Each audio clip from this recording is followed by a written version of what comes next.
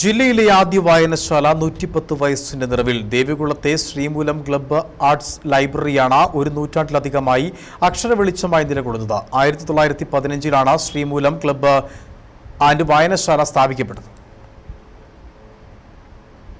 ബ്രിട്ടനിൽ അച്ചടിച്ച അത്യപൂർവ പുസ്തകങ്ങളുള്ള ദേവികുളത്തെ ശ്രീമൂലം ക്ലബ്ബ് ആൻഡ് ലൈബ്രറി 110 വയസ്സിന്റെ നിറവിലാണ്.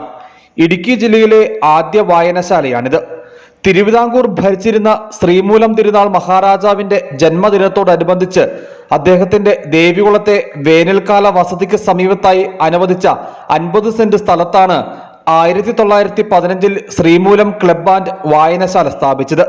മഹാരാജാവിന്റെ കാലത്ത് നിർമ്മിച്ച അതേ തനിമയോടെ കെട്ടിടം ഇന്നും നിലനിൽക്കുന്നു. തിരുവിതാംകൂർ മഹാരാജാവായിരുന്ന ശ്രീമൂലം തിരുനാൾ ശ്രീ രാമവർമ്മ മഹാരാജാവിന്റെ കാലഘട്ടത്തിൽ 1915 സ്ഥാപിതമായതാണ് Devikulam Sreemoolam club and library.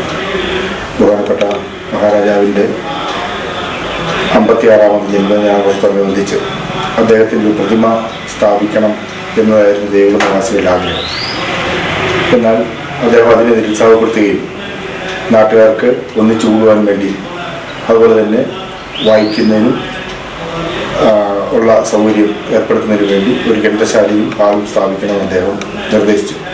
അതനുസരിച്ച് പൊതുജനങ്ങളുടെ പങ്കാളിത്തത്തോടുകൂടി സംഭാവനകൾ സ്വീകരിച്ച് പണിതതാണ് ക്ലബിൻ്റെ കെട്ടിടം. വായനശാലയിൽ മലയാളം, തമിഴ്, ഇംഗ്ലീഷ് ഭാഷകളിലായി 15,000-ലധികം പുസ്തകങ്ങളുണ്ട്.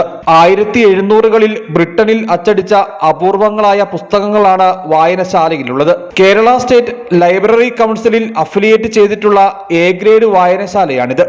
കെട്ടിടത്തിന്റെ മുകൾ നിലയിൽ വായനശാലയും താഴെ മിനി ഹാളുമാണുള്ളത്. ഇടുക്കി ജില്ലയിലെ രണ്ടാമത്തെ ലൈബ്രറി സ്ഥാപിക്കപ്പെട്ടത് പീരുമേട്ടിലാണ്. News bureau, Adimali.